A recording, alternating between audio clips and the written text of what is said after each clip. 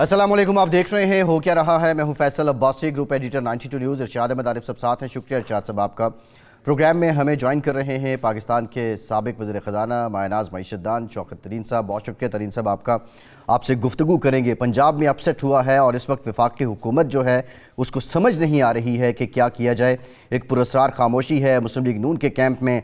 London से ये खबर आई है कि सख्त बरहमी का इजहार किया है नवाज़ शरीफ ने, मरीम नवाज़ ने, जो कुछ पंजाब में हुआ है। बहरहाल हम ये कह सकते हैं कि इमरान खान का ये जो आखिरी कार्ड था असम्बली तहलील करने का, इस पे उन्हें कामयाबी हुई है और इस वक्त वफाकी हुकूमत को, PDM को चारों शाने चित किया है। परवेज़ इलाही साहब से मुतालिक भी मैन ऑफ कमिटमेंट, उन्होंने माजी की तरह चौधरी बरादरान से मुतालिक जो मशहूर है अपनी कमिटमेंट निभाई है। और अब अगला सियासी मंजरनामा क्या होगा? क्या 2 सूबों में इलेक्शन हो जाएंगे या आम इंतखाबात का माहौल बनेगा? इस पर भी बात करेंगे। पाकिस्तान की मईशत से मुतालिक अच्छी खबरें आईं। जो पाकिस्तान की वफाकी हुकूमत है उस पर आलमी बरादरी ने एतमाद किया है, लेकिन क्या रीज़न है कि PTI और इमरान खान एतमाद करने को तैयार नहीं हैं? जो डॉलर आने के ऐलानात हुए हैं, इमदाद आने के ऐलानात हुए हैं, क्या इससे पाकिस्तान के अवाम की हालत भी बदलेगी? इस पर भी बात करेंगे। और आज के प्रोग्राम में एक ख़बर आपके साथ शेयर करेंगे। ऑडिटर जनरल ऑफ पाकिस्तान की रिपोर्ट है, वो ये बताती है कि 10 अरब यूनिट्स पाकिस्तान में बिजली के सिर्फ लाइन लॉसेस की नज़र हो जाते हैं। कितना बड़ा नुकसान है? तकरीबन 2 खरब का नुकसान जो है वो बताया गया इस रिपोर्ट में। इस पर भी डिटेल एक्सक्लूसिवली आपके साथ खबर शेयर करेंगे। इरशाद साहब, सारी बातें पाकिस्तान के अवाम के सामने हैं। एक ज़रा सियासी सवाल मैं आपसे पूछना चाह रहा हूँ। अगर एक रीज़न देखी जाए इमरान खान की फ़तह की, तो वो ये है कि वो यहाँ रहे, रजिस्ट भी किया, एग्जिस्ट भी किया और लीगी क़यादत बाहर है। यही वजह है या और भी कोई इससे बड़ी वजह है? नहीं, देखें उनकी यहाँ मौजूदगी अहम तरीन बात है, लेकिन उसके साथ साथ उनका एक नैरेटिव है। जरदारी साहब तो बाहर नहीं गए, जो नैरेटिव दिया उन्होंने वो लोगों ने बाय कर लिया। अब उसमें आप मीन में एक निकाल सकते हैं, लेकिन उन्होंने एक नैरेटिव दिया।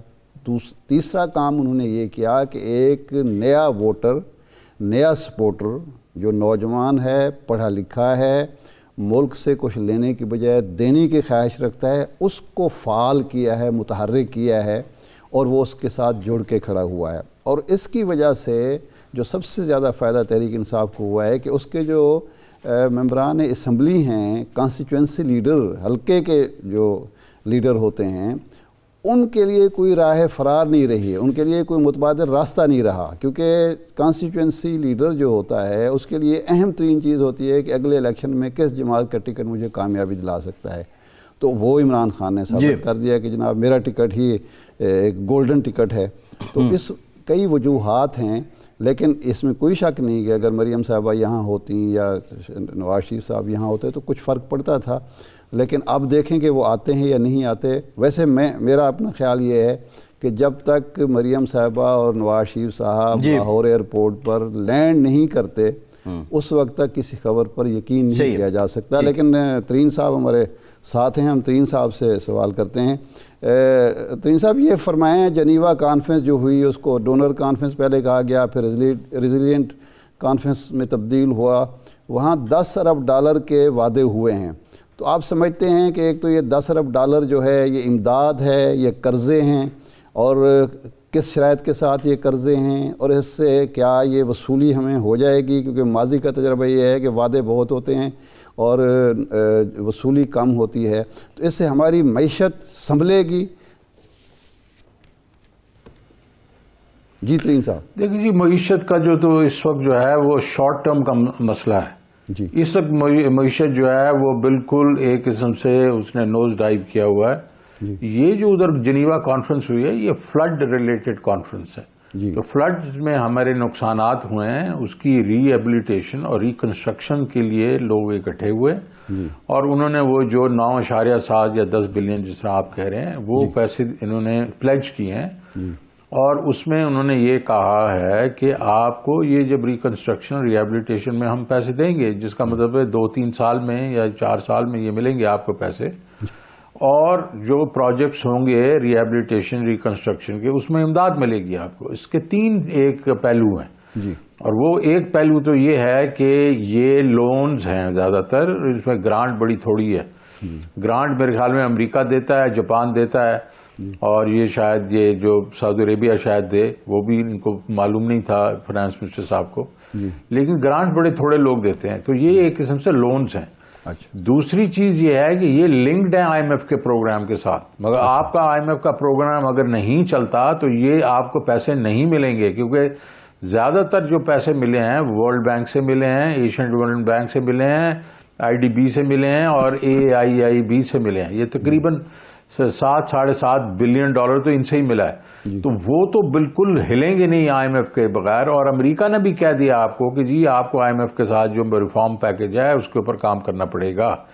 تو دوسری چیز یہ ہے کہ آئی ایم ایف کا جو آپ کے جو اس وقت جو ایک قسم سے رکا ہوا ہے آپ کا پروگرام، اس کو آپ کو پھر سے چلانا پڑے گا۔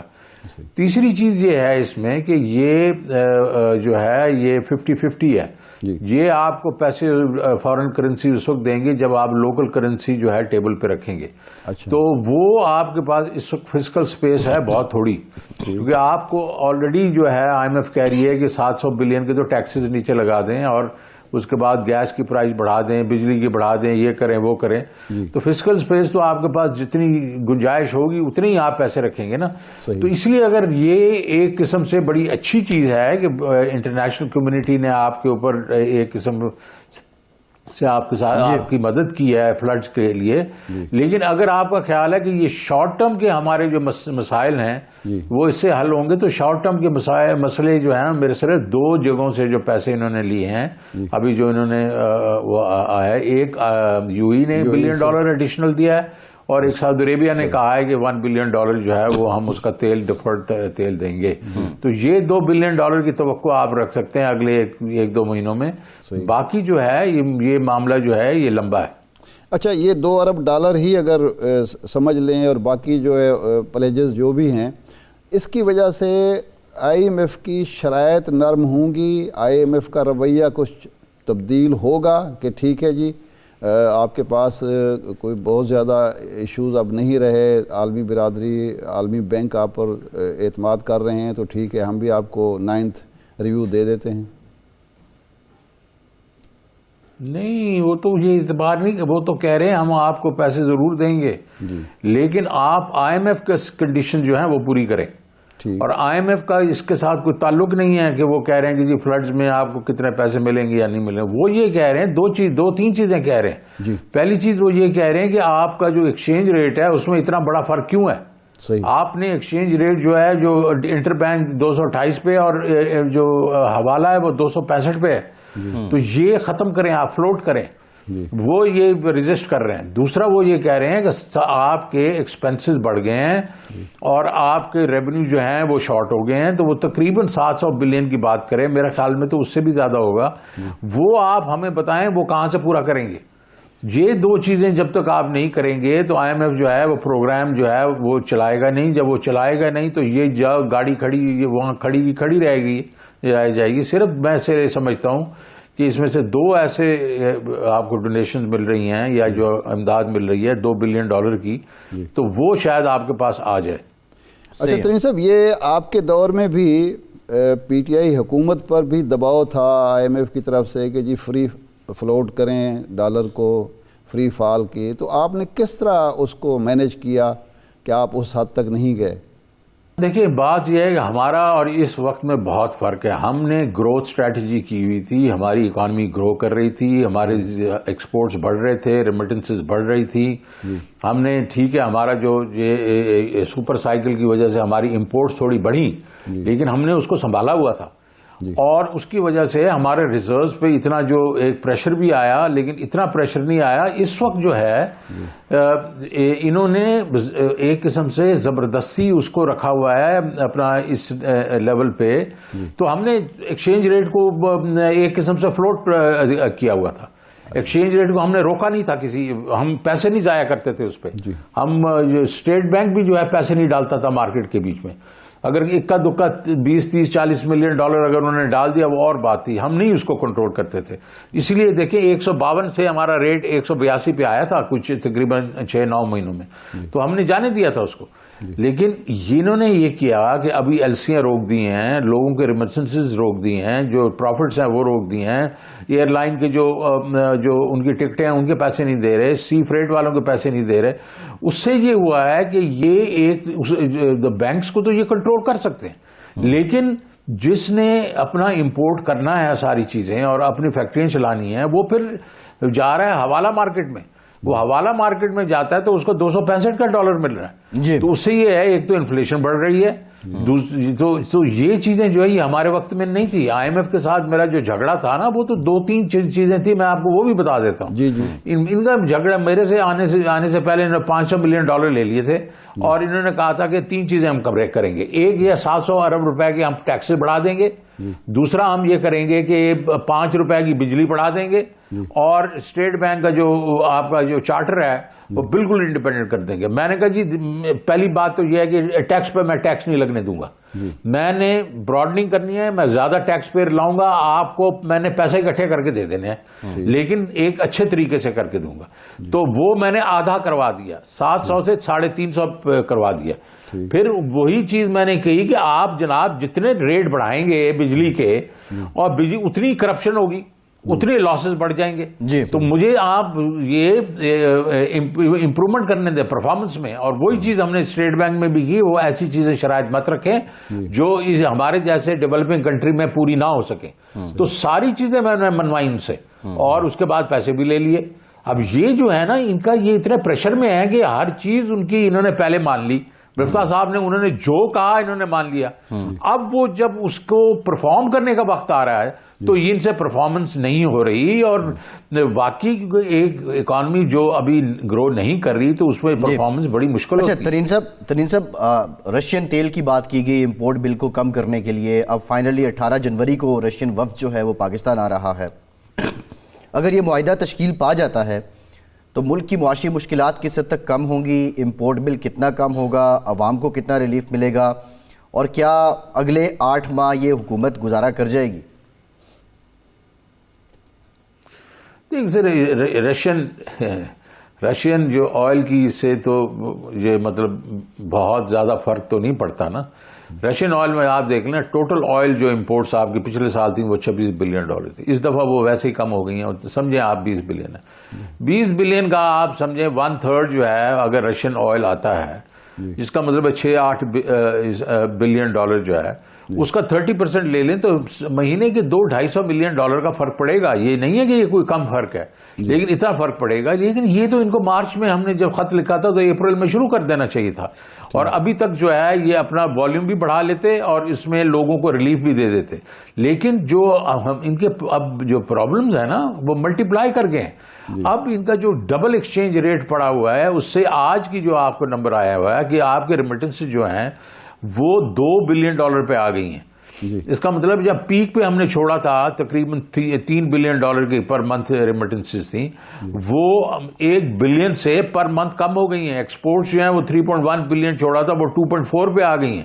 تو یہ between the two of them $1.7 billion کا جو گیپ ہے, اب وہ آگے یہ پیسے کور کرنے کی کوشش کر رہے ہیں اور پیچھے یہ گیپ بڑھتا جا رہا ہے.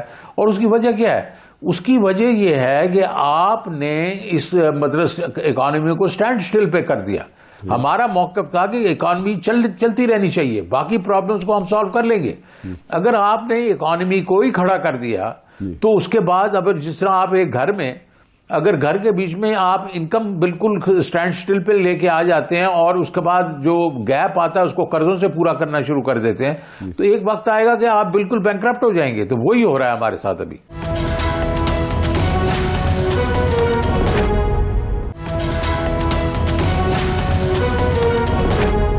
ترین صاحب, آپ نے عمران خان صاحب کہتے ہیں کہ آپ نے یہی باتیں جا کے جنرل باجوہ صاحب کو سمجھائیں, بتایا کہ اس سٹیج پر اگر حکومت تبدیل ہوئی, پالیسیاں تبدیل ہوئیں تو ملکی معیشت کا بیڑا غرق ہو جائے گا. آپ کی کیا بات ہوئی, اور باجوہ صاحب آپ کی بریفنگ سے, آپ کی گفتگو سے, آپ کے دلائل سے کیوں مطمئن نہیں ہوئے؟ کوئی وجہ بتائی انہوں نے؟ نہیں، میرے خیال میں یہ اتنی دفعہ میں کہہ چکا ہوں باقی ٹیلی ویژن جو شاید آپ کے ٹیلی ویژن پہ نہ کہا ہو، میں بالکل گیا ان کے پاس، میں نے ان کو سمجھایا کہ یہ بالکل ہماری اکانومی ٹھیک جا رہی ہے، سپر سائیکل ہے، اس کو بھی ہم نے سہار لیا ہے، بٹ اس میں پولیٹیکل انسرٹنٹی کو برداشت نہیں کرے گی یہ اکانومی. اگر آپ نے یہ پولیٹیکل انسرٹنٹی لے کے آگے تو ہو سکتا ہے وہ سنبھال بھی لیں، ہو سکتا ہے وہ نہ سنبھالیں، اور نہ سنبھالیں تو پھر ایک قسم سے اس کے کانسیکوینسز ٹھیک نہیں ہوں گے. اور انہوں نے میرے ساتھ بالکل اتفاق کیا. یہ کس نے آپ کو کہا ہے کہ انہوں نے اتفاق نہیں کیا؟ انہوں نے اتفاق کیا، باقی جو ہوا وہ میں اس کا نہیں، لیکن میرے ساتھ بیٹھ کے وہ پوری طرح سمجھے، اور میں ان کو کریڈٹ دیتا ہوں کہ انہوں نے پوری طرح ڈسکس کیا، اور انہوں نے کہا بالکل ٹھیک آپ بات کر رہے ہیں، تو آپ بتائیں کیا کرنا ہے. میں نے کہا آپ پولیٹیکل اسٹیبلٹی رکھیں.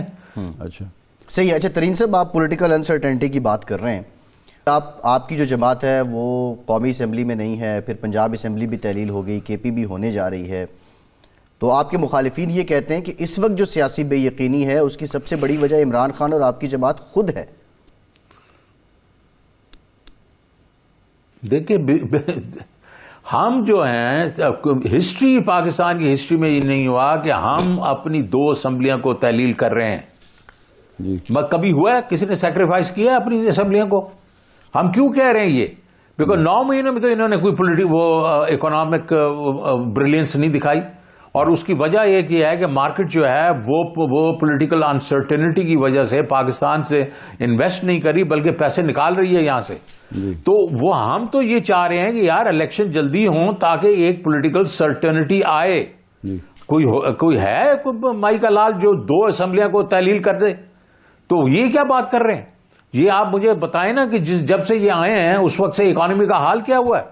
تو یہ ہم کہہ رہے تھے کہ پولیٹیکل انسرٹنٹی میں رہتے ہوئے آپ کی یہ اکنامک سرٹنٹی نہیں آ سکتی.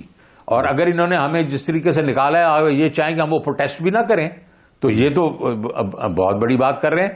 ہم تو 4 سال یا 40 مہینے جب رہے تھے ہر دوسرے مہینے ان کے پروٹیسٹ ہوتے تھے یار، لانگ مارچز ہوتے تھے، ہم تو کچھ نہیں کہتے تھے. اس وقت تو پولیٹیکل انسرٹنٹی ہم نے نہیں آنے دی تھی.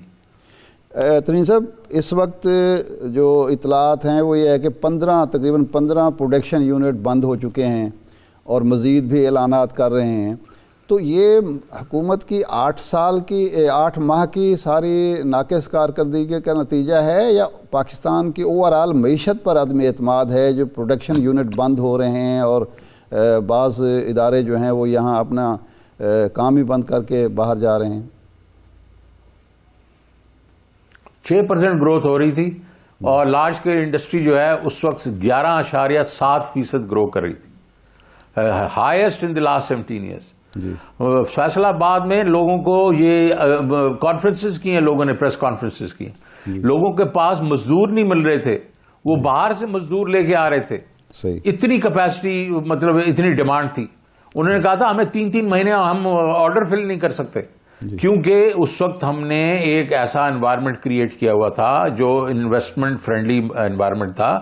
جب لارج اسکیل مینوفیکچرنگ 11.7 ہو، اوور آل جو ہے انڈسٹری جو ہے وہ 7.2% پہ گرو کر رہی تھی، which is again the highest in the last 17 years.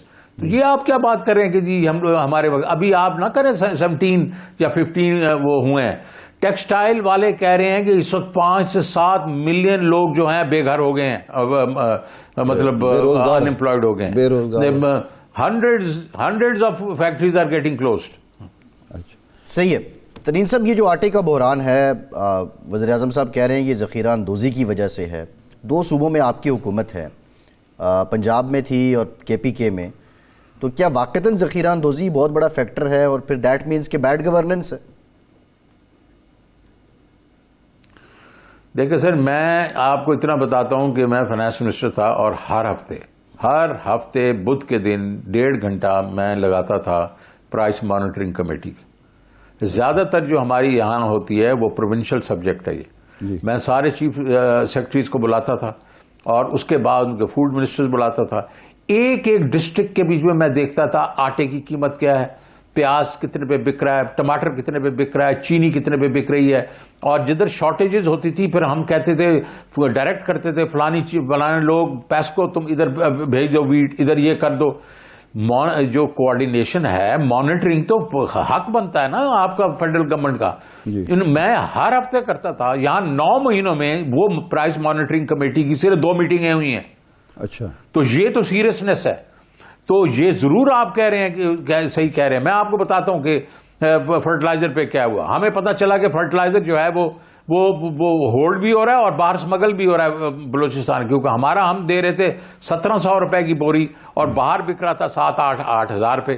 تو ہم نے ایکشن لیا, بارڈرز کو سیل کیا, پھر ہم لوگوں نے وہ واپس جو ہے پرائسز کو واپس لے کے آگے, جو کہ 1750 سے چلی گئی تھی 3000, واپس اس کو 1800 پہ لے کے آگے. تو کیونکہ ہم مانیٹر کر رہے تھے.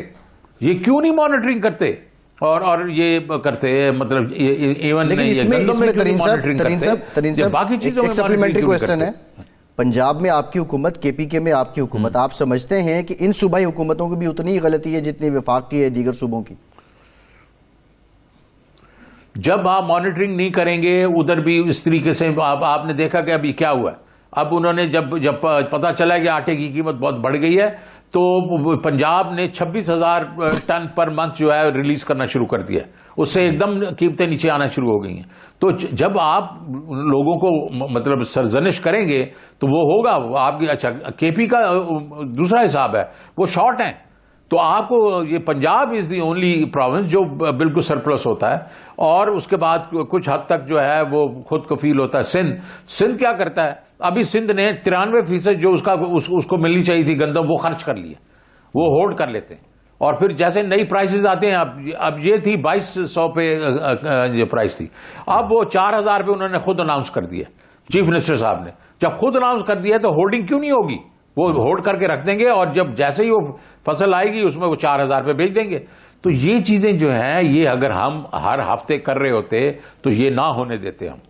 اچھا, آخری سوال یہ فرمائیں کہ اس وقت ایک ماہر معیشت کے طور پر, تجربہ کار ایک فائنانس منسٹر کے طور پر, یہ فرمائیں کہ اس وقت کون سے 2, 3, 4 اقدامات ہیں جو حکومت کرے اور ڈالر کی جو سمگلنگ ہے یا ڈالر کا جو مسئلہ ہے اس کو بھی حل کرے اور کنٹرول کرے مہنگائی کو, آپ کے خیال میں, اور معیشت کو بہتر بنائے؟ دیکھیں جی, میں یہ جو ہے اگلے 2-3-4 دن میں منگل بدھ کو ساری دنیا ہمارے سے پوچھ رہی ہے کہ آپ کرٹیسائز تو بڑا کرتے ہیں لیکن آپ ہوتے تو آپ کیا کرتے. اچھا, تو یہ پورا ہم ایک انشاءاللہ پلان دیں گے منگل بدھ کو کہ اگر ہم ہوتے تو ہم کیا کرتے, یا ان کو ابھی کیا کرنا چاہیے. لیکن میں چیزیں آپ کو ضرور بتا دوں گا کہ دیکھیں, آپ اس وقت آپ کے ڈالر شارٹ ہیں, تو آپ نے ان سے یہ کرنا ہے کہ ایک تو آپ ریسٹرکچرنگ میں جائیں, ابھی سے جائیں. دوسرا, آپ یہ جو ورلڈ بینک وغیرہ ہیں, ان سے یہ پہلے بھی اور جگہوں پہ بھی ہو چکا ہے کہ آپ ان کو کہیں آپ کی جو ایل سیز ہیں, جو آپ کی سائٹ ایل سیز ہیں بڑی والی, ان کو یوزنس میں لے کے چلے جائیں 3-3, 4-4 سال کے لیے. وہ آپ کو وہ ایک قسم کے گارنٹی دے دیتے ہیں, اور کمرشل بینکس اس کو آپ نے جو آج پیمنٹ کرنی ہے وہ 3 اور 4 سال میں وہ آپ سے پیسے لیتے ہیں. تو وہ 10-20 بلین ڈالر آپ نے اس طریقے سے کر لینا ہے. کچھ آپ اپنے ریسٹرکچرنگ سے پیسے بنائیں گے, کچھ یہ کریں گے, کچھ رشین آئل آ جائے گا, اور کچھ آپ نے جا کے یہ جو اپنا یہی جو آپ کی ایجنسیز ہیں ورلڈ بینک وغیرہ, کہ جناب اس وقت آپ نے ہمیں جو جس جگہ پہ کھڑا کر دیا ہے, آپ اپنا جو کوٹا دیتے ہیں ہمیں سال کا 2 بلین یا 3 بلین, اس کو ڈبل کریں 1-2 سال کے لیے, اور ہمیں 5-10 بلین ڈالر ٹیبل پہ رکھیں. آپ جب تک 20 سے 30 بلین ڈالر جو ہے ایڈیشنلٹی نہیں لائیں گے اگلے 3 سے 6 مہینوں میں, آپ کا یہ مسئلہ رہے گا. نہیں, ان میں یہ ہمت ہے, سکت ہے کہ یہ مطالبہ کر سکیں کہ ہمیں یہ 25-30 ارب ڈالر دیں آپ تاکہ ہم معیشت کو چلائیں؟ وہ تو آپ ان کے ٹریک ریکارڈ سے تو آپ نے دیکھ لیا, میں کچھ نہیں کہوں گا اس پہ. نہیں ترین صاحب, کیا یہ فلڈ فیکٹریز یہ ایک بارگیننگ چپ نہیں ہے کہ پہلے بات کی جا رہی تھی کہ ہمیں دنیا سے کلیم کرنا چاہیے نہ کہ ڈیمانڈ کرنی چاہیے؟ نہیں, دیکھو انہوں نے تو اپنا فرض پورا کر دیا نا. جو آپ نے دنیا نے, آپ 8 بلین کا نسخہ لے کے گئے تھے کہ ٹوٹل 16 بلین ہوگا, 8 بلین ہم ڈالیں گے, 8 بلین وہ ڈالیں گے. انہوں نے آپ کو 10 بلین دے دیے. انہوں نے تو اپنا حق پورا کر دیا نا. اب آپ نے کتنی جلدی اس کو وہ ڈالرز لے کے آنے ہیں وہ تو آپ کا. اور لیکن دیکھیں یہ دو ڈفرنٹ چیزیں ہیں. آپ ایک فلڈ والی سائڈ ہے, ایک یہاں جو ڈے ٹو ڈے ہے اکانومی کو چلانا وہ اور ہے. کس نے آپ کو کہا ہوا ہے کہ آپ اس کو ایکسچینج ریٹ کو 228 پہ باندھ کے رکھیں؟ ساری دنیا آپ کو کہہ رہی ہے کہ خدا کا نام مانیں, اسی وجہ سے ریمیٹنسز گر رہی ہیں, ایکسپورٹس گر رہی ہیں, آپ معیشت بالکل کھڈے میں چلی گئی ہے. تو یہ تو آپ کو ان کو سوچنا چاہیے. جی ٹھیک, بہت شکریہ. سابق وزیر خزانہ شوکت ترین صاحب ہمارے ساتھ موجود. بریک, اور بریک کے بعد پنجاب کہانی. ہمارے ساتھ رہیے.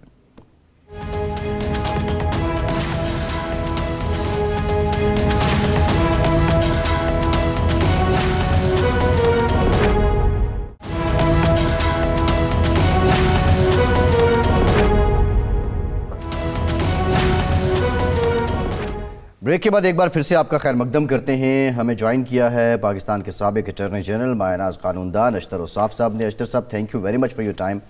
اشتر صاحب, آج پنجاب کا اب یہ معاملہ ہے, جو باقی تو قانونی تقاضے تھے وہ پورے ہو گئے ہیں, لیکن اب جو سمری ہے وہ گورنر صاحب کے پاس موجود ہے. کیا کوئی قانونی یا تکنیکی نقطہ اب ایسا ہے جو آپ سمجھتے ہیں کہ وزیراعلیٰ کی ایڈوائس کو واپس کیا جا سکتا ہے, یا اسمبلی تحلیل کرنے کے سوا کوئی چارہ نہیں گورنر صاحب کے پاس؟ دیکھیے, یہ ساری تو پولیٹیکل بیٹلز اپنی جگہ پہ ہیں, اور پولیٹیکل بیٹلز آپ دیکھتے رہے. پہلے بھی اسمبلیاں تحلیل ہوئیں, کورٹ میں معاملہ گیا, اور پرویز الہی صاحب بھی اسی میں پٹیشنر تھے کچھ سال پہلے. آپ نے یہ بھی دیکھا کہ اسمبلی تحلیل کی صدر اسحاق خان صاحب نے, اور اس کو سپریم کورٹ نے اس کو ری انسٹیٹ کیا. لیکن پھر کیا ہوا, کچھ ہی عرصے بعد اسمبلی پھر تحلیل ہو گئی اور الیکشنز میں چلے گئے. صحیح. یہ کام تو ہے, یہ ہوتے رہتے ہیں, اور اس میں قانونی پیچیدگیاں, قانونی پریسیڈنٹس یہ نظیر موجود ہیں بہت سارے. سوال اتنا لیگل نہیں جتنا یہ پولیٹیکل ہے. صحیح. اور پولیٹیکل سے بھی اب زیادہ کریٹیکل بات جو ہے وہ یہ ہے کہ کیا ہمارا ملک اس چیز کا متحمل ہو سکتا ہے کہ ہجان کی سی کیفیت چلتی رہے.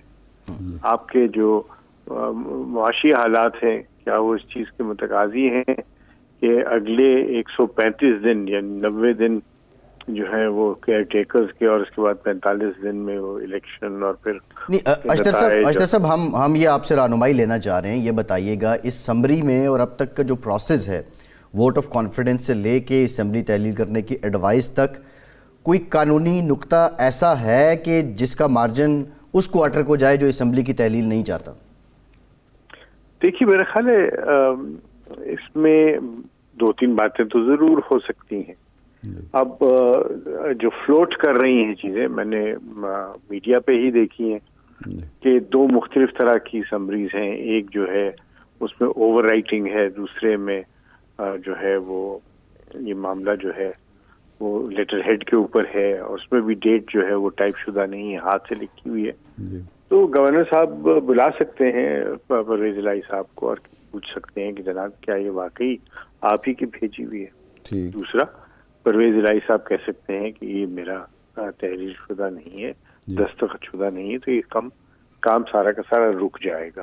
تیسری بات یہ ہے کہ اس کے اندر اگر عدالت دیکھنا چاہے تو ایک پیر صابر شاہ کا کیس تھا, اس میں یہ کہا گیا سپریم کورٹ نے کہ گو چیف منسٹر کا حق ہے کہ وہ تحلیل کہنے کا ایڈوائس بھیجے, لیکن اس کے اندر ضروری ہے کہ اس کی جو ایڈوائس ہے وہ اس کی اپنی ایڈوائس ہونی چاہیے. اور اگر یہ کورٹ کو یہ تاثر ملتا ہے یا ایویڈنس کی بات آ جاتی ہے کہ یہ کسی کی ڈکٹیشن پہ ہے, تو یہ روکا جا سکتا ہے سارے معاملے کو.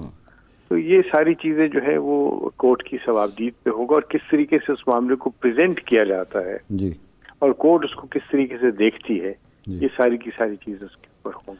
اچھا, ابھی تک اشتر صاحب کسی نے چیلنج نہیں کیا. ایک درخواست گئی ہے عدالت کے سامنے, لیکن اس کو ابھی تک انٹرٹین نہیں کیا گیا. وجوہات، ایک تو وجہ یہی بیان کی گئی ہے کہ جی یہ ڈکٹیشن پر اسمبلی تحلیل ہوئی، عمران خان نے کہا ہے پرویز الہی کہ اپنی وہ نہیں ہے. یعنی آپ کے خیال میں صابر شاہ کیس کی روشنی میں یہ ایک جواز بن سکتا ہے اگر کورٹ میں یہ معاملہ جائے. دوسرا یہ ہے کہ گورنر صاحب فرما رہے ہیں کہ 90 دن بعد الیکشن کرانے ہوں گے، رمضان المبارک کا مہینہ ہے، مشکل ہو جائے گا، تو یہ بھی کوئی جواز بن سکتا ہے ڈیلے کرنے کا؟ نہیں. پہلی بات تو یہ کہ کورٹ میں جو معاملہ ہے وہی لے کے جا سکتا ہے جو اس کو چیلنج کرے، جو اسے افیکٹ ہو رہے ہیں. جہاں تک مجھے سمجھ آئی ہے وہ یہ ہے کہ گورنر صاحب نے 2 باتیں مان لی. ایک کہ جو ووٹنگ ہوئی ہے اس کے مطابق اعتماد کا ووٹ حاصل کر لیا گیا. ٹھیک ہے. دوسرا، انہوں نے اپنا وہ نوٹیفیکیشن جس کے ذریعے ڈی نوٹیفائی کر دیا تھا پرویز الہی صاحب کو، وہ واپس لے لیا. ٹھیک. اب تیسری بات اب یہ آ گئی کہ وہ کیا وہ اس جو سمری بھیجی گئی ان کو وہ اس کو چیلنج کرتے ہیں یا نہیں. اگر وہ مان جاتے ہیں اس سمری کو تو پھر تو ظاہر کورٹ بھی اس میں شاید انٹرفیئر نہیں کر سکے گی. It is basically the governor satisfaction. ٹھیک ٹھیک ٹھیک. تو اس میں اشتر صاحب یعنی آپ کا دوسرا سوال آپ کا تھا کہ گورنر صاحب یہ فرما رہے ہیں کہ الیکشن کا تاریخ کا تعین کرنا وہ میرے خیال ہے الیکشن کمیشن کا کام ہے. ٹھیک. وہ گورنمنٹ کا کام نہیں ہے کہ کون سی تاریخ ہوگی. صحیح. وہ الیکشن کمیشن کی ثوابدید ہے اور اسی کی ہونی چاہیے. جی صحیح ہے. تو اشتر صاحب آپ نے یہ بات کی جو ایفیکٹیز ہیں، کیا اگر یہ دیکھا جائے ایک عام شہری جاتا ہے جو نمائندہ ہے کسی لیجسلیٹر اس شہری کا نمائندہ ہے، تو کیا عام لوگ اس میں ایفیکٹیز نہیں ہیں، یہ صرف ایم پی ایز ہی ہیں؟ نہیں، میں سمجھتا ہوں کہ یہ بہت اسٹریچ کرنے کی بات ہوگی اگر کسی عام شخص کی پٹیشن جائے کہ جناب یہ سب کچھ غلط ہو رہا ہے. یہ معاملہ جو ہے یہ بیسکلی گورنر کی اور چیف منسٹر کی بات ہے. یہ پولیٹیکل کویسچن ہے اور اس پولیٹیکل کویسچن کو ہم نے بہت ساری پولیٹیکل کویسچنز کو کورٹ میں لے کے گئے ہیں. ہمیں نہیں شاید لے کے جانا چاہیے.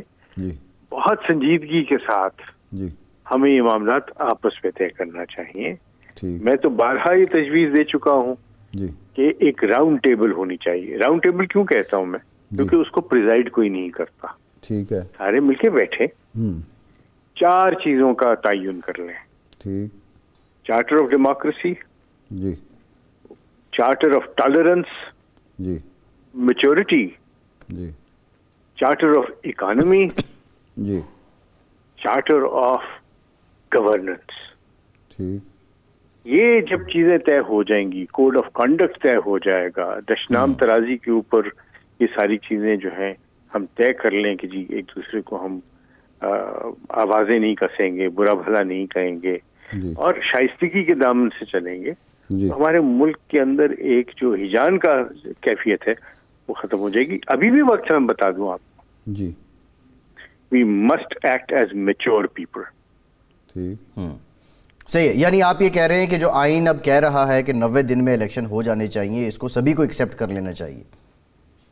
میرا خیال ہے دیکھیے الیکشنز جو ہیں وہ اگر اس سارے معاملے کو کی ساری جو آگ کی طرف ہم جا رہے ہیں، اگر اس کے اوپر پانی ڈل جاتا ہے اس سے تو کیا حرج ہے. آلدو پرسنلی میں یہ سمجھتا ہوں کہ یہ وقت نہیں ہے الیکشنز میں جانے کا. آنے والے وقت میں بجٹ بننا ہے اور سب سے پہلے ہماری ترجیح جو ہے وہ الیکشن نہیں ہونی چاہیے. ہماری ترجیح ہونی چاہیے مفاہمت اور ہماری ترجیح ہونی چاہیے کہ ہم اس ملک کو اس بھنور سے نکالیں. یاد رکھیے اسٹیٹسمین جو ہوتا ہے نا اس میں وہ الیکشن سے بیونڈ سوچتا ہے، وہ فیوچر کا سوچتا ہے. جو اسٹیٹسمین ہے جو کہ وہ آنے والی جنریشنز کا سوچتا ہے، وہ یہ سوچتا ہے کہ میرے اس اقدام سے آنے والے دنوں میں کیا مضمرات ہوں گے. جو صرف اور صرف پالیٹکس کرنا چاہتے ہیں وہ صرف اور صرف الیکشن کی بات کرتے ہیں.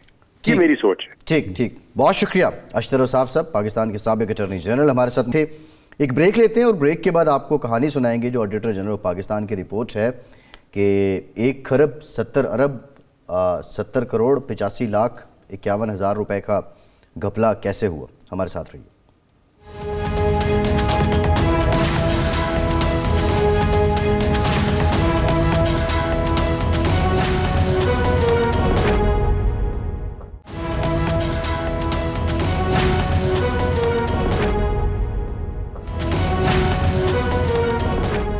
بریک کے بعد ایک بار پھر سے آپ کا خیر مقدم کرتے ہیں. ایک بڑی ہوشربا خبر ہے. آڈیٹر جنرل آف پاکستان کی رپورٹ ہے مالی سال 2020-21 کی, اور یہ انتہائی حیران کن رپورٹ ہے. یہ رپورٹ یہ بتاتی ہے کہ پاکستان کے اندر ایک سال میں 10 ارب بجلی کے یونٹس صرف لائن لاسز کی مد میں چلے جاتے ہیں.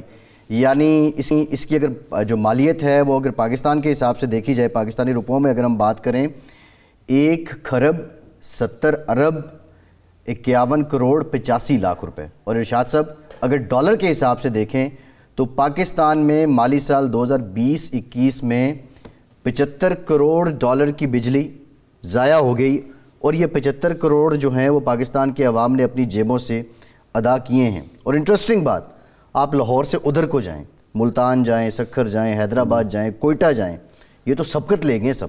نہیں, اس میں دلچسپ چیز یہ ہے کہ یہ لائن لاسز کا جو رینج مقرر ہے نیپرا نے وہ ہے 9% سے 21%. اتنی چھوٹ وہ خود ہی دے رہے ہیں کہ یہ اتنے کر لو, 100 روپے میں سے 21 روپے ضائع ہو جائیں تو کوئی مسئلہ نہیں.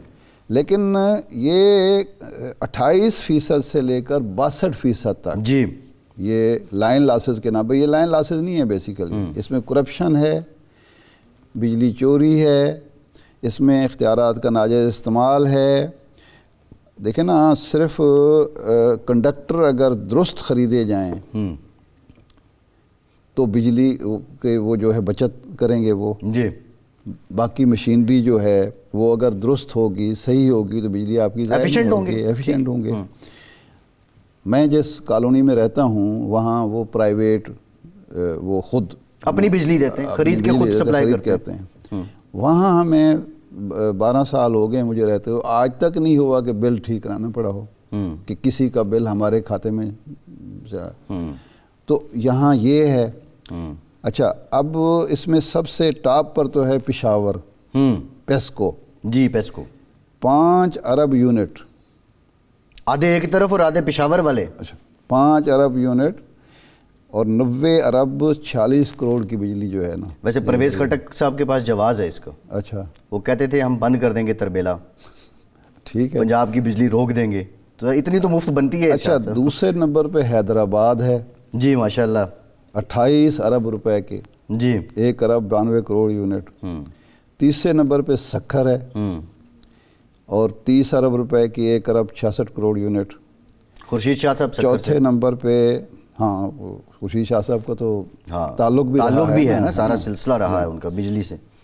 چوتھے نمبر پہ کوئٹہ ہے 18 ارب روپے. جی, اور 5ویں نمبر پہ ملتان ہے. جی 2 ارب 57 کروڑ. اور 6 نمبر پہ ٹرائبل ایریا ہے 50 کروڑ روپے. جی اچھا, اس میں دلچسپ یہ ہے کہ اس میں لاہور نہیں ہے, فیصل آباد نہیں ہے, اسلام آباد نہیں ہے, باقی جو یہ ہیں. اس کا مطلب ہے کہ یہ جو صوبہ سندھ ہے اور کے پی کے اور بلوچستان جو رونا روتے ہیں کہ ہماری حق تلفی ہوتی ہے, وفاق ہمارے ساتھ تعاون نہیں کرتا, وفاق ہمارے فنڈز نہیں دیتا, یہی اگر آپ لوگ ایک وفاق کو دلوا دیں پیسے تو وہ آپ کے کھاتے میں آ جائیں گے.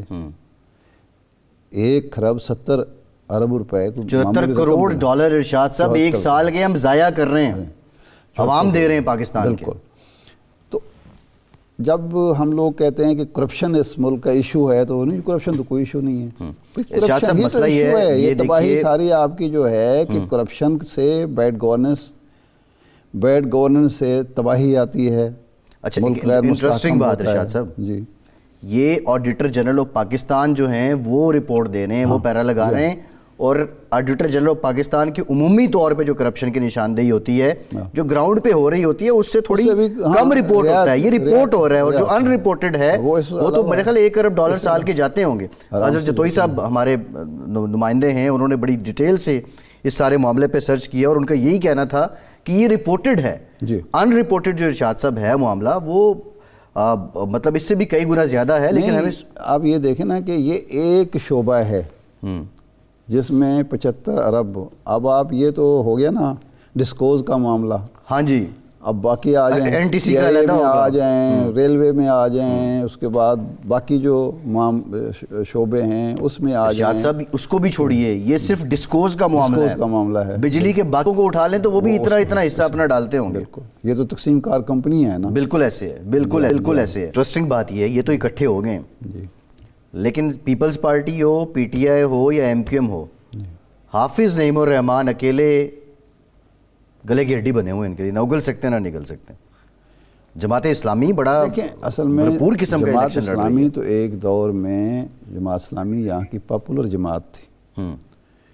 1970 کے الیکشن میں, 1977 کے الیکشن میں, 1982 کے جو الیکشن ہوئے تھے بلدیاتی جس میں عبدالستار افغانی بنے تھے, وہ تو پرابلم یہ ہوا کہ جب جنرل ضیاء الحق صاحب کو ضرورت محسوس ہوئی کہ یہ نوجوان جو ہیں یہ وہ سنبھالے نہیں جا رہے, تو اس وقت انہوں نے جناب افغانی صاحب کو دوسری ٹرم نہیں لینے دی. پھر نعمت اللہ صاحب آئے جماعت اسلامی کے, انہوں نے ڈیلیور کیا. لیکن اب ایک ریوائیول دیکھتے ہیں, یہ 15 تاریخ کو پتہ چلتا ہے الیکشن ہوتے ریوائیول ہو گئے نہیں. مشرف کی سیاسی مسئلے تھے. جی ٹھیک ہے, اجازت, پروگرام کا ٹائم ختم ہو گیا. بہت شکریہ آپ کا, آج کے پروگرام میں اجازت دیجیے.